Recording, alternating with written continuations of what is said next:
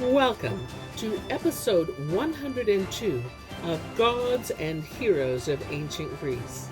My name is MyLinda Butterworth, and today we continue with the tales of Troy and the story of Hector's Body in Troy. Hermes accompanied the king as far as the ford of the Scamander. There he left the chariot and soared to the peak of Olympus. Priam and the herald went on alone, sighing and groaning with grief. It was early morning when they reached the city. All were asleep, and no one saw them coming except Cassandra. She had climbed to the ramparts of the palace, and from afar saw her father standing in the chariot, saw the herald with the wagon drawn by mules, and on it the body of Hector.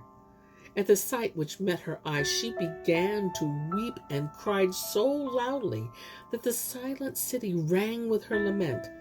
"Come, you Trojan men and women, here is Hector, alas, only the body of Hector.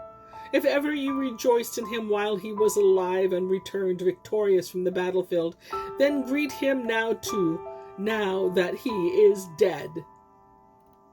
At her call, every man and woman in the city came from his house, and the hearts of all were bursting with grief. At the gates, the people of Troy, Hector's mother and wife in their van, met the herald. Hecuba and Andromache tore their hair and rushed toward the wagon to clasp Hector's head.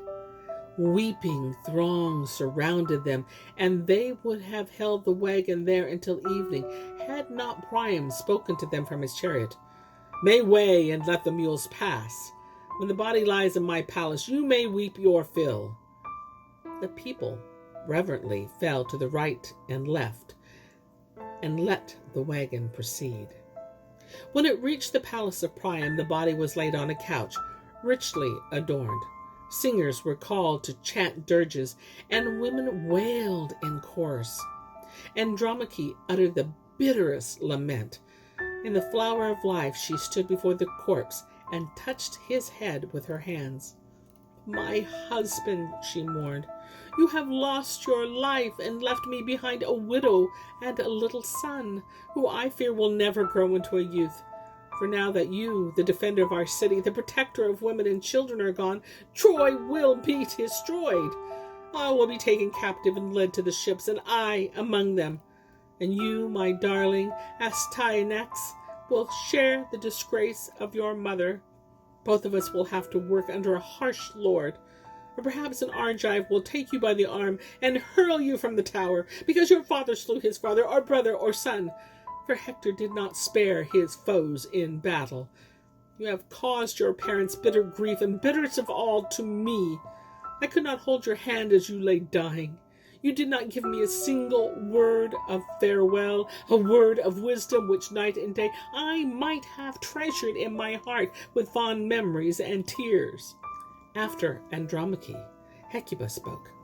"Hector," she lamented, "my cherished son, the gods too loved you, for they did not forget you in the cruel death you suffered. You were slain with the sword and dragged over the ground, and yet you look unharmed, as if an angel from Apollo's silver bow had struck you swiftly and mercifully." So she spoke, comforting herself and shedding many tears. Then Helen spoke. "Hector," she cried, "you were dearest to me of all my husband's brothers. 20 years have passed since Paris took me from my native land, and in all that time I never heard a harsh word from your lips. It is true that King Priam was also gentle with me, but when anyone else in the house, a brother or sister of my husband, his mother or the wife of one of his brothers, reproached me, it was you who calmed their anger, you who always smoothed my way. In you I have lost a helper and a friend. Now everyone will turn from me in disgust." So she spoke, weeping, and all the countless people about her sighed. But now Priam raised his voice above the throng of mourners.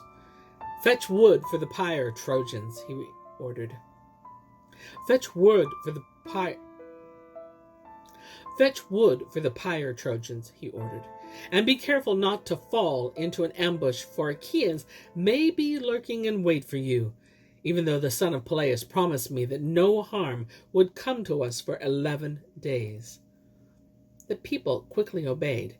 They harnessed oxen and mules to their wagons, and all assembled before the city. For 9 days they fetched wood from the forest's mountain slope. On the 10th day Hector's body was carried out with loud lament. They laid it on the pyre and set it aflame, and all the people stood about and watched it burn to the ground. Then they quenched the glowing ashes with wine, and the brothers and comrades in arms of the dead gathered his white bones from among the ashes, wrapped them in cloths of soft crimson stuff, and put them in a golden chest, and lowered this into a grave.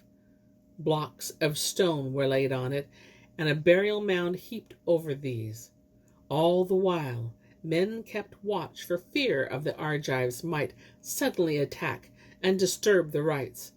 When the earth was piled high over the grave, the people returned to the city, and a solemn feast for the dead was held in Priam's palace. And here is where I end my tale for today. But I'll be back with more tales. Many more tales. Until then, my friends, enjoy the journey.